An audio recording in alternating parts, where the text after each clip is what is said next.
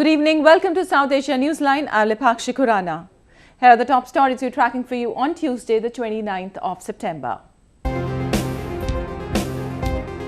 Prime Minister Narendra Modi returns to India after completing 6-day two-nation tour.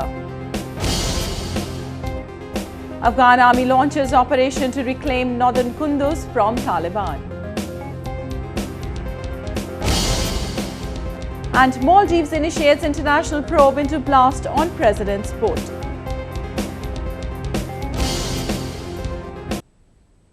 And now for all the details, Indian Prime Minister Narendra Modi called for UN Security Council reforms within a fixed time.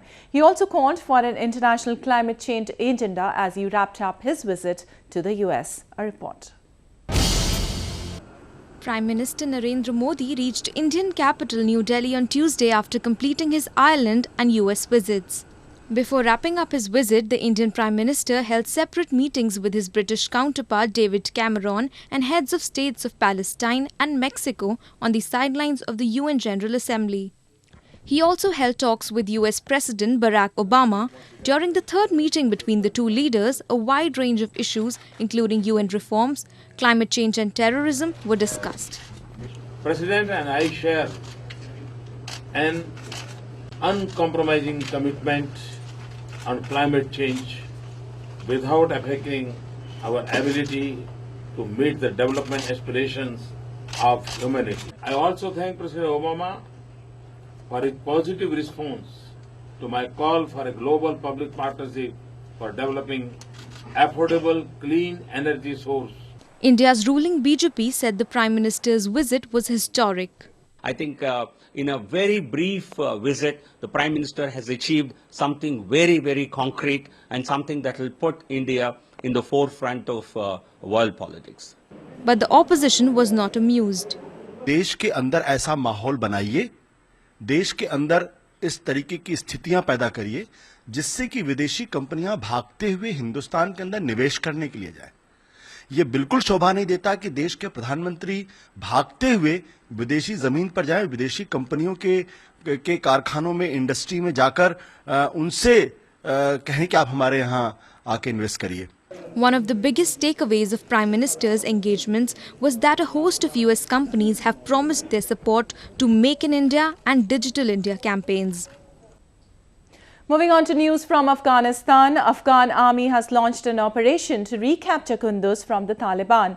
The strategically important northern city fell to the Taliban following an early morning raid by the insurgents on Monday.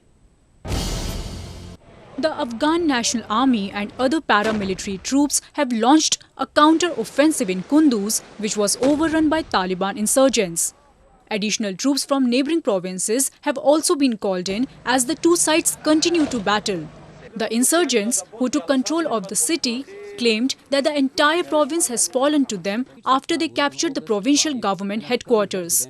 Earlier, they had also stormed a jail and freed more than 600 prisoners, including 140 Taliban fighters. The Afghan army said it retreated to avoid civilian casualties. The massive assault has sent a wave of panic among people across the country.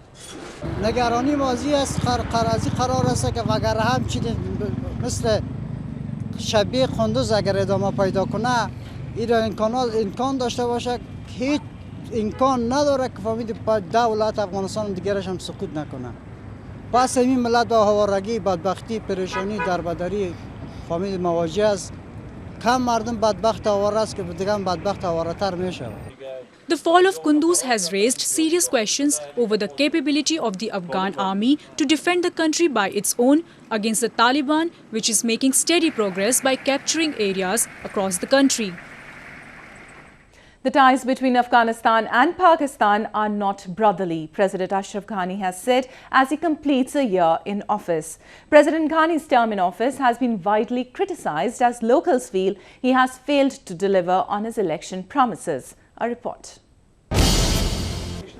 As tensions between Afghanistan and Pakistan continue to escalate, President Ashraf Ghani said Islamabad has admitted to its involvement in the unannounced war in his country for over a decade. He also criticized Islamabad for having different yardsticks for different terrorist outfits operating inside Pakistan and responsible for attacks in Afghanistan. He made the remarks in an interview as he completed 1 year in office. President Ghani assumed office last year, succeeding two-time President Hamid Karzai in what was the first democratic transfer of power post the fall of the Taliban after the US brokered a deal between him and his rival Abdullah. Even though he assumed office with the promise to end corruption, develop economy and bring stability and peace in the war-ravaged country, many feel that he has failed on all fronts as the country is slipping into chaos by every passing day. While the economy has failed to pick up, the security situation has worsened following the withdrawal of NATO troops. Even though he succeeded in bringing the Taliban insurgents to negotiation table for the first time in over a decade, talks have not made any headway. Meanwhile, the Reserve Bank of India on Tuesday cut its lending rate by 50 basis points in its policy review. The move comes at a time when the consumer inflation is at a record low. Surprising market analyst Reserve Bank of India or the RBI announced a cut in a policy rate from 7.25% to 6.75%. The cash reserve ratio has been kept unchanged at 4%. Reserve Bank Governor Raghuram Rajan said the central bank expected the inflation to come down further. Since our last review, the bulk of our conditions for cutting interest rates have been met. The January 2016 target of 6% inflation is likely to be achieved. Therefore, the focus should now shift to bringing inflation to around 5% by the end of fiscal 2016-17. Most of the economists had expected 25 basis point cut in the key lending rates on the back of cooling inflation and status quo by US Fed. He has taken a big leap of faith to give a larger cut and do it right now rather than wait a couple of months to do it later. Hopefully there will be another cut by the end of March, but he's trying to, in a sort of a way, send a message that people must start investing again. And the reason is bank lending has come to single digits. Striking a cautionary note, the RBI said that global growth has moderated, especially in emerging market economies, and downside risks to growth have increased. Maldives has ordered an international probe into a blast on a boat carrying President Abdullah Yameen. Though the president escaped unhurt, 3 people, including his wife and 2 aides, were injured in the incident. Investigators from countries including Saudi Arabia and the US will take over probe into the blast, acting Maldivian Foreign Minister Muhammad Sharif said in Sri Lankan capital Colombo. The minister also said that all angles, including assassination attempt and technical failure, would be looked into. We want to get to the bottom of this as soon as possible. This sort of incident is not common in the Maldives. I repeat, this is unprecedented in the Maldives. The incident happened on Monday as the boat carrying President Yameen and his family who were returning from Hajj was approaching capital Mali. Yameen, who assumed office in November 2013 as the president of the Indian Ocean Archipelago, is also the half-brother of former dictator Maumoon Abdul Gayoom, who ruled the country for nearly 3 decades. The situation along the Indo-Nepal border continues to remain tense. On Tuesday, a scuffle between activists of agitating Madhesi-centric parties and anti-strike protesters turned violent when they engaged in stone pelting. The general public, apparently upset by the long-drawn strike, had taken to the streets to retaliate against the move. The Madhesi-centric parties are protesting against the adoption of Nepal's new constitution. They allege that the new federal structure will marginalize the minority community. At least 40 people, mostly protesters, have been killed in violent clashes since August. Poor quality of education, lack of teachers and bad infrastructure are demotivating students and parents in Gilgit-Baltistan. The number of public schools in the region is on a decline due to lack of funding by Pakistan. We have a report. The standard of education is declining sharply in Gilgit-Baltistan. Reason being overcrowded classes, inefficient teaching methods and poor discipline in public schools. The region is characterized by high dropout rates, but Islamabad seems to be least bothered. जहाँ पे चूँकि सरकारी स्कूलों में तालीम का जो है मामला वो काफ़ी हद तक तसल्ली बख्श नहीं है, उसकी वजह यहाँ पे चूँकि फैसिलिटी सरकारी तौर पर उनको जो दी जानी चाहिए उसमें थोड़ी सी कमज़ोरी है। Due to lack of funding, public schools resemble dilapidated buildings and private schools have mushroomed. These private schools are providing education to 48% children in the region. सरकारी स्कूलों की अबतरी की जो बुनियादी वजह है वो ये है कि जो वहाँ पर टीचर लगे हुए हैं वो सारे सिफारिश और रिश्वत दे के नालायक टीचर वहाँ भर्ती हो गए हैं और वहाँ पर तालीम सही तरीके से नहीं दी जा रही, जिसकी वजह से लोग अपने बच्चों को यहाँ तक कि वहाँ के टीचर भी अपने बच्चों को प्राइवेट स्कूलों में पढ़ाते हैं। The Pakistan education statistics of 2011-12 are scary.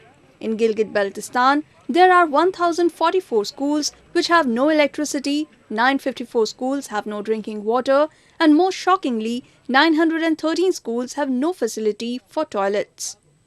Pakistan, which annexed Gilgit-Baltistan illegally 6 decades ago, has not paid any attention to the pressing issues. Rapid development of educational infrastructure is the crying need of the hour. Pakistan on Tuesday hanged a man who was sentenced to death in a murder case when he was a minor. Ansar Iqbal was executed in a jail in Punjab's Sargodha city, where he was languishing for the last 16 years. His family said Iqbal was falsely arrested for the murder of his neighbor when he was just 15 years old. This is the second time in the past few months a juvenile convict has been hanged in Pakistan. The 17-year-old Shafqat Hussain was hanged last month. Pakistan, which revoked a self-imposed moratorium on capital punishments in December last year, has sent some 240 convicts to the gallows since then. Mountain biking enthusiasts gathered in India's northern province of Himachal Pradesh to participate in the 11th edition of mountain terrain biking. The cycle expedition is one of the toughest and challenging tracks in the world. The annual cycle expedition, which takes place through the hills of Himachal Pradesh, was flagged off on Monday. 88 riders from countries including Nepal, Spain, Belgium, UK, Australia, Italy, Germany, Canada and India are participating in the 7-day race for adventure. The riders will cover a distance of 404 miles, which will include dirt track, broken tarmac and single trails. Total elevation gain 15,500 metre का है पूरे event का और जैसे मैंने आपको पहले बताया वर्ल्ड की 3rd टफेस्ट रैली में इसको शामिल करा गया है इस साल की रैंकिंग में और आने वाले समय में हम चाहते हैं कि और इंटरनेशनल और नेशनल पार्टिसिपेशन इसमें बढ़े ताकि हम हिमाचल को एक एडवेंचर स्पोर्ट डेस्टिनेशन के रूप में एस्टैब्लिश कर सकें. Organizers have also sponsored an 8-member team from Nepal, which has promised to contribute 1/4 of money earned in the competition for rebuilding their nation ravaged in an earthquake in April. Specially हम यहाँ के लिए नेपाल से 5 rider आए हैं और एक team में और 3 सोलो कैटेगरी में आए हैं और हम इस रेस में जो कुछ भी जीत के जाएंगे वो हमारे देश के लिए वो हम 25% कंट्रीब्यूट करेंगे वो अर्थक्वेक विक्टिम के लिए जाएगा. 6 female riders, including one from India, are also participating in the biking rally.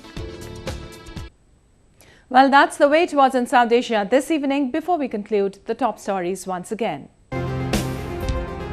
Prime Minister Narendra Modi returns to India after completing 6-day 2-nation tour.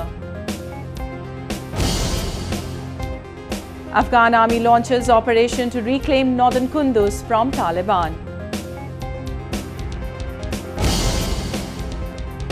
And Maldives initiates international probe into blast on president's boat.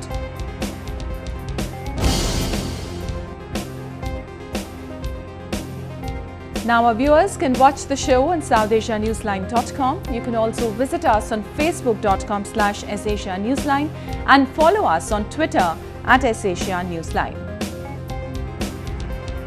That's all in tonight's edition. We'll see you same time tomorrow. Good night.